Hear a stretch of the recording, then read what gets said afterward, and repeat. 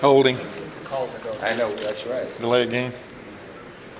Hey Jim, could you just address, as far as you know at this point, physically or academically, where are you with guys reporting to camp? Is everybody on board, or are there any guys who won't be there till the start? Physically, I don't think we have any problems. Academically, the guys that have been working out with us don't have any problems. We've had Jamil Martin hasn't been working out with us, so he wouldn't be reporting. Anyone else I'm missing there? You know what? I'm hoping he'll be here. I'm hoping he's got a academic thing that I think he's done tomorrow, maybe. So our goal is to be able to get all the paperwork. It becomes now a paperwork issue, but we're hoping he comes to us. Marcus Hall, okay? Yeah. In speaking with the Rod situation, is it something that could have been avoided on his part, or is it just not working? Well, you know, you go back to 9th grade and, you know, say we shouldn't have fallen behind, but, you know, those things happen. And what's most important is what lies ahead. And he's done a good job. He's been having his nose to the grindstone, which is, I think, going to be a healthy thing for him to get him ready to compete in college. If he is ready, will he have a role this year? We'll see what he earns on the practice field.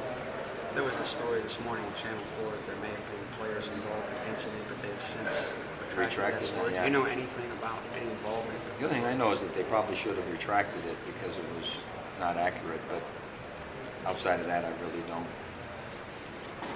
How troubling was that to see a story out there? Well, I didn't really see You the understand story. what I'm saying? Yeah. I got a text from Shelley asking me if I knew anything about it. I said, no, I don't. Yeah. And then I saw our guys last night because they came back from break and they were coming in to work out, and I asked about it, and it was not what was reported, but, you know, Yeah. we'll move on. That happens. Team to beat is what they laid on you today. Is they picked you number one in the preseason, and it is preseason. But your thoughts on that? That's where we'd like to be.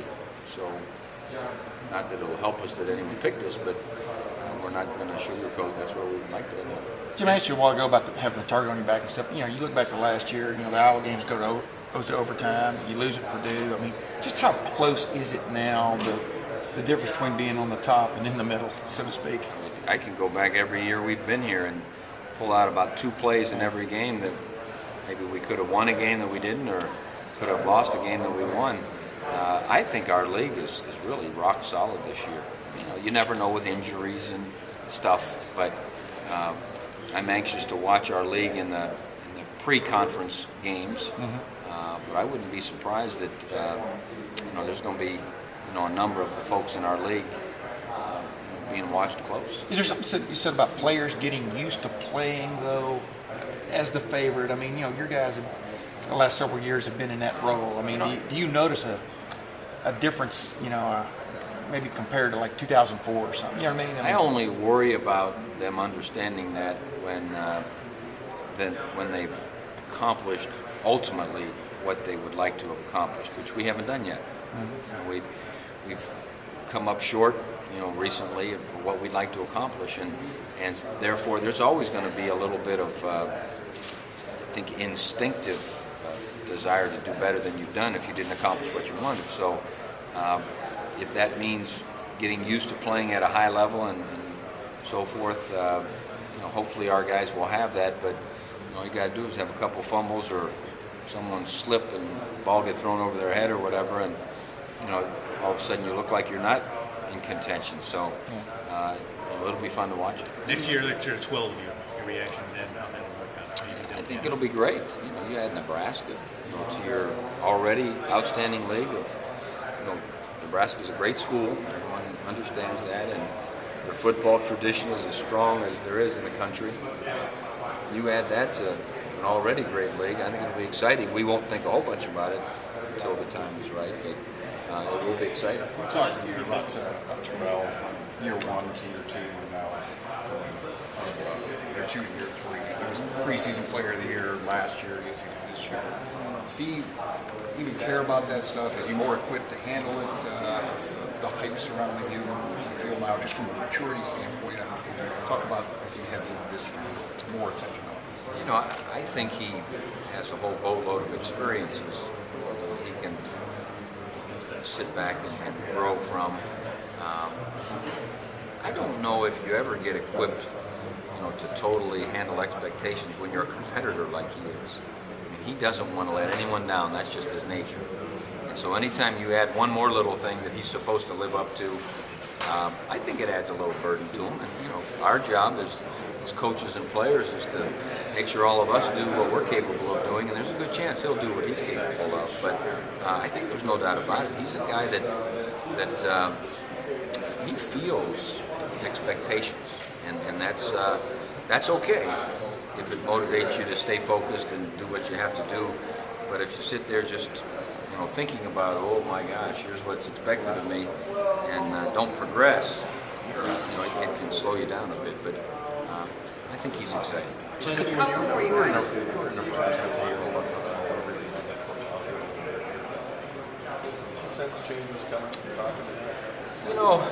He took me around their facilities and so forth, and I didn't go there to talk about expansion. He had called a year earlier and asked me to come and do the banquet for him, and as we were talking about walking around, we did talk about where's college football going, and very generic. I mean, it wasn't really about Nebraska, how would they fit in the Big Ten, how would you do divisions and all that stuff. But I could see, I think that as any administrator, you're always thinking about what is the best thing for my group, and he was asking me questions about the Big Ten, and but nothing that I thought I was under investigation from him, or it was that far along, and maybe he had some discussions prior to that. Tyler Mueller, do you expect him to be 100%? What kind of role do you foresee for him? What position? I'd say if you had a game tomorrow, Paul Haynes would tell you that he'd play your nickel, and you'd probably leave Jamel Hines back at the safety. Jamel had played that nickel the whole time this year because Tyler was hurt. We'll see how that looks in the preseason. He'll also play safety, but I think his primary thing as you walk in the door would be your starting nickel, and obviously a big part of your special teams. What would Nick Siciliano say about who his number 2 quarterback is starting May? I think what he would say is the truth, and it's going to be a very interesting battle this preseason, because I think Joe and Kenny and Taylor are all going to get a lot of reps to find out who's the guy that deserves the next opportunity. Jim, with the experience you have coming back on the offensive line, do you expect that will allow you to do anything differently offensively? Can you think about things any differently going into camp? You have guys that you have some guys who've been through the years there. I think some of the positions, for instance, Mike Brewster, I think he's really come along in experiences and knowledge, and we've probably got to improve communication a little bit from outside in. I think he's come along and he's had a lot of experience, but now have we had that continuity from tackle to guard to center, to pass along information. I think Justin's really got to improve from a communication standpoint.